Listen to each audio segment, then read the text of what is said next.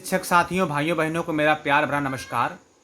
जैसा कि आप सभी अवगत हैं कि प्रेरणा लक्ष्य की प्राप्ति हेतु हमें कुछ शासन द्वारा प्रेरणा लक्ष्य हमारे लिए निर्धारित किए गए हैं, बच्चों के लिए निर्धारित किए गए हैं और प्रेरणा तालिका प्रत्येक विद्यालय में भेजी जा चुकी है और चस्पा कराई गई है।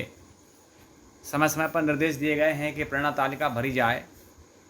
सपोर्टिव सुपरविजन के दौरान भी हम अध्यापकों से बात करते हैं कि वह प्रेरणा तालिका को अवश्य भरें, बच्चों के नाम लिखें और 3 महीने में एक बार आकलन करना है। सितंबर से हमारे विद्यालय में बच्चे प्रारंभ हो चुके हैं आना और अब हम तालिकाओं में बच्चों के नाम ठीक से लिख लेंगे, बिल्कुल साफ साफ। चलिए देखिए, महानिदेशक स्कूल शिक्षा एवं राज्य परियोजना निदेशक का आज 27 सितंबर 2021 को आदेश आया हुआ है। प्रेरणा तालिका के उपयोग के बारे में इसमें बताया जा रहा है। महोदया, आप अवगत हैं कि बच्चों की दक्षता की प्रगति की रियल टाइम मॉनिटरिंग हेतु प्रेरणा तालिका समस्त विद्यालयों के उपयोगार्थ उपलब्ध कराई गई है। इस संबंध में राज्य परियोजना कार्यालय के पत्रांक 4962 दिनांक 7 अक्टूबर 2020, प्रेरणा तालिका 10/6/67 दिनांक 11 मार्च 2021 द्वारा विस्तृत दिशा निर्देश प्रेषित किए गए हैं। ये दिशा निर्देश क्या हैं, आइए देखते हैं। 18 अगस्त 2021 द्वारा प्रदेश संचालित कक्षा 1 से 8 तक के समस्त विद्यालयों में कोविड प्रोटोकॉल का अनुपालन सुनिश्चित करते हुए भौतिक रूप से पठन पाठन प्रारंभ किए जाने के संबंध में निर्देश दिए गए हैं। तत्क्रम में बेसिक शिक्षा विभाग के अंतर्गत संचालित विभिन्न कार्यक्रमों गतिविधियों के निरीक्षण पर्यवेक्षण हेतु राज्य स्तर से नामित अधिकारियों द्वारा प्रदेश के समस्त जनपदों में स्थलीय निरीक्षण किया गया। उक्त निरीक्षण के दौरान पाया गया कि अधिकांश विद्यालयों की कक्षाओं में राज्य परियोजना कार्यालय द्वारा प्रसिद्ध दिशा निर्देशों के अनुसार प्रेरणा तालिका में बच्चों की दक्षताओं का अंकन नहीं किया जा रहा है।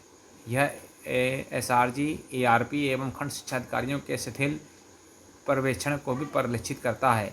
तत्क्रम में प्रेरणा तालिका के उपयोग के संबंध में विस्तृत दिशा निर्देश पुनः निम्नवत प्रेषित किए जा रहे हैं। देखिए, यहाँ पर यह भी दिया गया है कि ARP के शिथिल पर्यवेक्षण को भी परिलक्षित करता है। मतलब ARP सपोर्टिव के दौरान या तो बता नहीं रहे हैं या अध्यापक उनके बताए हुए सुझावों पर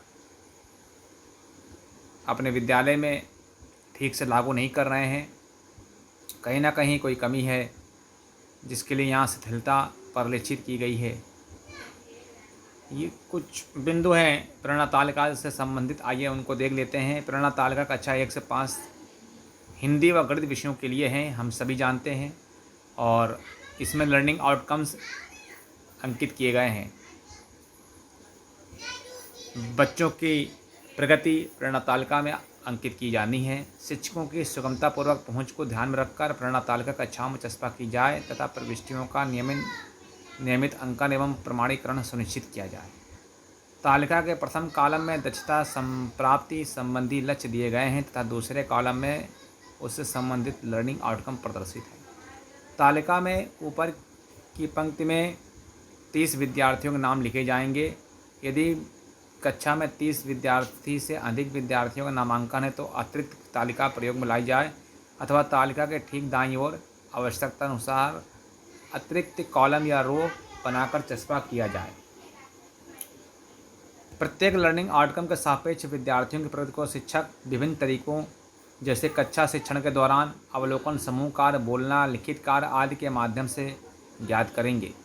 यहाँ शिक्षक को इस मूलभूत सिद्धांत को ध्यान में रखना है कि सतत आकलन शिक्षण अधिगम प्रक्रिया का ही एक विभिन्न अंग है। हमें बच्चों का सतत आकलन करना है और आकलन करने के साथ साथ प्रेरणा तालिका में जो दक्षताएं दी हुई हैं, जैसे जैसे जो बच्चा जो दक्षता प्राप्त करता जाएगा उसके कॉलम में हम टिक का निशान लगाते जाएंगे। शिक्षकों से अपेक्षा है कि शिक्षण अधिगम प्रक्रिया के दौरान ही उनके द्वारा सतत रूप से बच्चों के प्रति का अवलोकन किया जाए।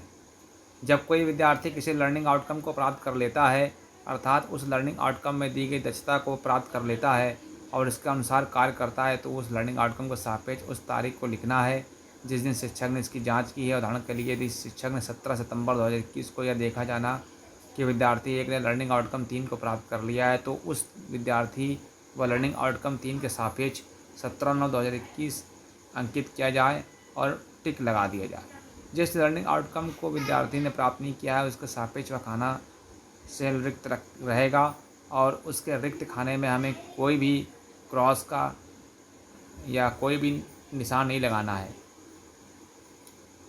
जब विद्यार्थी उस लर्निंग आउटकम को प्राप्त कर लेगा, दक्षता को प्राप्त कर लेगा, उसी के उपरांत तालिका में तिथि अंकित की जाएगी। किसी भी खाने में हमें कोई भी क्रॉस का निशान नहीं लगाना है। और भी कई बिंदु हैं। 8वां नंबर हम देख रहे हैं कि यह तालिका हमें किसी निश्चित तिथि तक बच्चों के वास्तविक अधिगम स्थिति को दर्शाती है।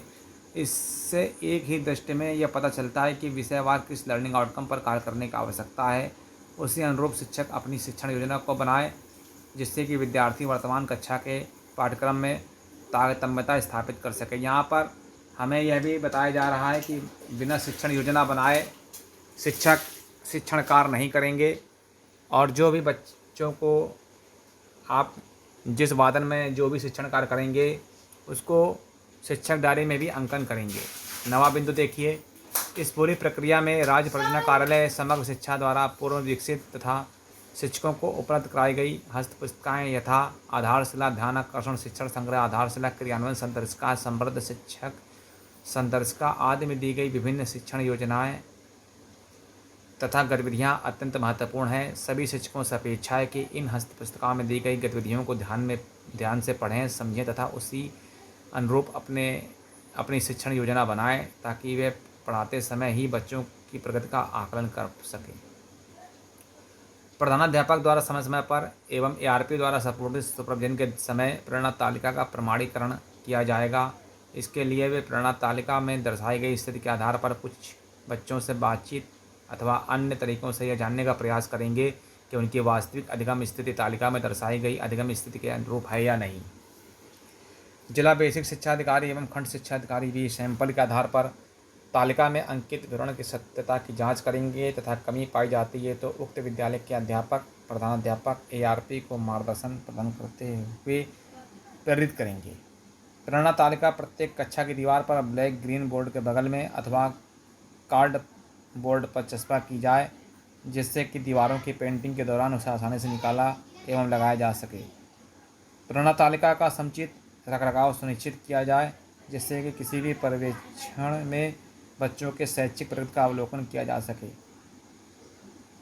अतः उपयुक्तानुसार निर्देशित किया जाता है कि समस्त परिस्थिति विद्यालयों में प्रेरणा तालिका में बच्चों का नाम लिखना, भरना व उनकी प्रगति को अंकित करना सुनिश्चित किया जाए। यदि उक्त कार्य में शिथिलता पाई जाती है तो संबंधित विकास खंड के खंड शिक्षा अधिकारी एवं SRG ARP का उत्तरदायित्व निर्धारित किया जाएगा।